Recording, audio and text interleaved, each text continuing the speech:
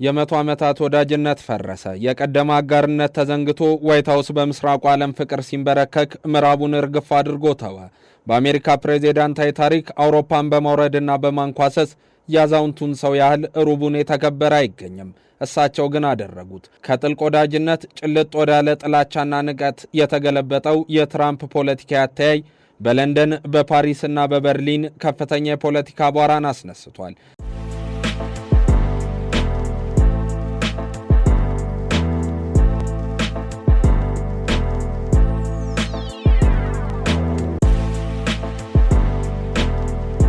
ለምን ዘለንስኪን መክራችሁ መስጠት ያለበትን መሬት እንዲሰጥ አሳምናችሁ ሰላማችሁን አታገኙም የሚለው የዶናልድ ትራምፕ ምክር ከጉሮሮ ያልወረደላቸው አውሮፓውያን ከባድ ዘለፋን ካዛውንቱ ተቀብለዋል። በመበስበስ ላይ ያሉና ደካሞች የተባሉት አውሮፓውያን አብሮት ወይም ኢንላይትመንትን እንዳልፈጠሩ፣ እንደ ናፖሊዮ ያለ ጦረኛ መሪን እንዳላፈሩ፣ እንደ ቸርቸርና ደጎል ያለ የፖለቲካ ተሰሚን እንዳላሳዩ ዛሬ በፈጠሯት አህጉር ስም የውርደት ማዕቀል ለብሰዋል። የከረመ ወዳጅን በማጣት የፖለቲካ ጉዞ እያዘገመ የሚገኘው የትራምፕ እግር ዛሬ ርዕዮተ ዓለማዊ ጥፋት ላይ ቆሞ ምዕራባውያንን እያጣጣለ ነው። በአፍቅሮተ ፑቲን የተነደፈው የትራምፕ አስተዳደር በሸምጋይ ስም አውሮፓ ስጋት ውስጥ የሚከት ሰነድ አዘጋጅቶ መገኘቱን እንደ ትልቅ የፖለቲካ ድል ሲቆጥር ለምን ያሉ አውሮፓውያን በእርግጥም የክሬምሊን ጡንቻን ለመቋቋም የሚያስችል ወታደራዊና ዲፕሎማሲያዊ ቁመናቸውን እያጡም ይመስላል።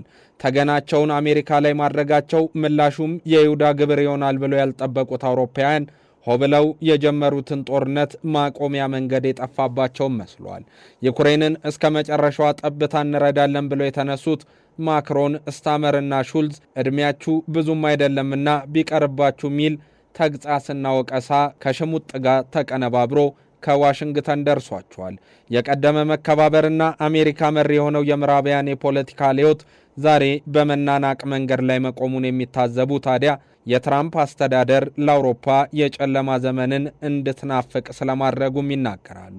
ዘለንስኪን መርዳታችን ከዩክሬን ስንዝር መሬት ባለፈ የራሳችንን ብሔራዊ ደህንነት ስለሚያሳስበን ነው የሚለው የሰርክ መከራከሪያቸው ግን ዛሬም እየተደመጠ ነው። ትራምፕ ግን በሚወዱት ነገር ሊቀጧቸው አልመዋልና የዘለንስኪን እርዳታ አቆማለሁ በሚል ማስፈራሪያ የታጀበም ሆኗል። ከተነባቢው ፖለቲኮ የድረገጽ ጋዜጣ ጋር ቆይታ የነበራቸው ትራምፕ አውሮፓ ጠላ ሀሳባቸው ወደ ብያኔ ያደገ ሆኖም የታየበት ነበር። ሰውየው እንዲህ ሲሉም ተናገሩ። አውሮፓ በሊበራል አስተሳሰብ ተሸብቦ ብሔርተኝነትን መተው በስደተኛ አስውጦታል።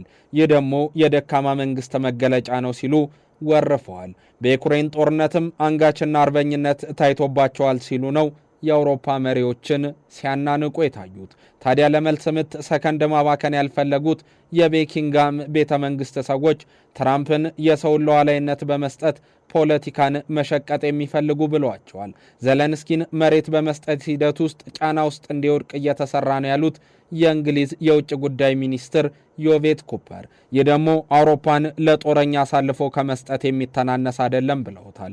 በፖለቲካና ወታደራዊ እሳት እየተለበለቡ ያሉት ዘለንስኪም የከሸፈ የፖለቲካ መስመራቸውን ማጣጫ መንገድ እንዳጡም እየታየ ነው። ከሰሞነኛው የትዊተር ልጥፋቸው የቀደመ ወዳጃቸውን በአዲስ መተካታቸውን፣ በዋይት ሃውስ ያላቸውን መወደድ ማጣታቸውን የሚያሳይም ተደርጎ ተወስዶላቸዋል። እኛ ዘላቂ ወዳጅነታችንን ከአውሮፓ ጋር አድርገናል የሚለው የዘለንስኪ ልጥፍ፣ ይህ ደግሞ ለእኛ ፖለቲካዊ ደህንነት ወሳኝ ምዕራፍ ነው ብለውታል። ታዲያ በዚህ መንገድ ፖለቲካዊ ስብራት የገጠመው የሁለቱ አህጉራት ግንኙነት መጻኢ ዕድሉ እንኳን ለራሳቸው ለዓለም ፖለቲካም እንዳስጊ እየተቆጠረ ይገኛል። ሰነፎችና ጦርነት የሚወዱ የተባሉት አውሮፓውያን መሪዎችም ቢሆኑ የቀደመ በትራምፕ ላይ ያላቸውን አመኔታም አስወግደዋል። ማክሮን እንደቀደመው በዋሽንግተን መገኘትን ትተው ጎረቤቶቻቸው ጋር የሚውሉ ሆነዋል። ሹልዝም ሆኑ ስታመር በዩክሬን ጉዳይ እንደዚሁ ፓሪስንና ለንደንን የሚያማትሩ ከሆኑም ሰነባብተዋል። እልቂትና ተራዛሚ ውድመት እያስተናገደ የሚገኘው የሩሲያ ዩክሬን ጦርነትም የሰላም እቅድ አምጥቻለሁ እንደሚሉት ሰው ዘላቂ ሰላምን የሚያሰፍን ሳይሆን ሌላ ፖለቲካዊ ሸፍጥን የሚመዝኗል። ለሩሲያ ስስ ልብ ያሳየ የተባለው ይህ የፖለቲካ ሰነድ አውሮፓን የኢኮኖሚ ደህንነት ላይ እንድትገኝ ዩክሬንንም ወደ መለሰ ቁመኗ እንድታተኩርና ፊቷን እንድታዞር የሚያደርግ ነው ቢባልም ከፍተኛ ፖለቲካዊ ሴራን ግን የደቀናስ ብሎባቸዋል። ግዛት በመስጠት የሚጠናቀቅ ጦርነት እንዲኖር ይፈለጋል የተባለው የሰነድ በእርግጥም በአሜሪካ መንግስት ታሪክ ደካማው የውሳኔም ሆነ የመደራደሪያ ሐሳብ ሆኖ የቀረበም ሆኗል። ይህ ስትራቴጂ አሜሪካ ጦርነቱን ለመቋጨት የምታደርገውን ጥረት በአውሮፓ ህብረት እንደተደናቀፈን በመጥቀስ የሚወቅስ መሆኑ የቅርብ ጊዜ ትውስታ ነው። ምዕራባዊ ማንነት እንዲመለስ ጥሪውን የሚያቀርቡ አዲስ ስትራቴጂ በዓመቱ ወይም ባነሰ ጊዜ ውስጥ አውሮፓን መለየት የማይቻልበት ደረጃ ላይ እንደሚያደርስ የሚያስጠነቅቀው ሰነድ እርግጥ ነው አውሮፓውያን ወደ እኔ ብትመጡ ይሻላል የሚለውን የትራምፕ አስተሳሰብ ቁልጭ አድርጎ ያሳየም ሆኗል። ይህ ታዲያ በርከት ያሉ ስጋቶችንና ተነባባሪ የፖለቲካ ቀውሶችን ያመጣል የሚል ስጋት በሁሉም ዘንድ እንዳነበረ ነው። የዚህ ሰነድ ያልተጠበቀ ሂደት ከፊል ተስፋና ከፊል ስጋትን ማረበቡ ደግሞ እርግጥ ነው አውሮፓውያን በእንደዚህ አይነት መንገድ የምንጓዘው ጉዞ ምን አይነት የፖለቲካ መዳረሻን ይኖረዋል ብለው እንዲጠይቁም ያደረገ ሆኗል። ቀጣዩ ፍጥጫ በአውሮፓና በአሜሪካ መካከል አንዳች ነገርን የሚያስመለክት ይሆናል ተብሎም እየተጠበቀ ይገኛል።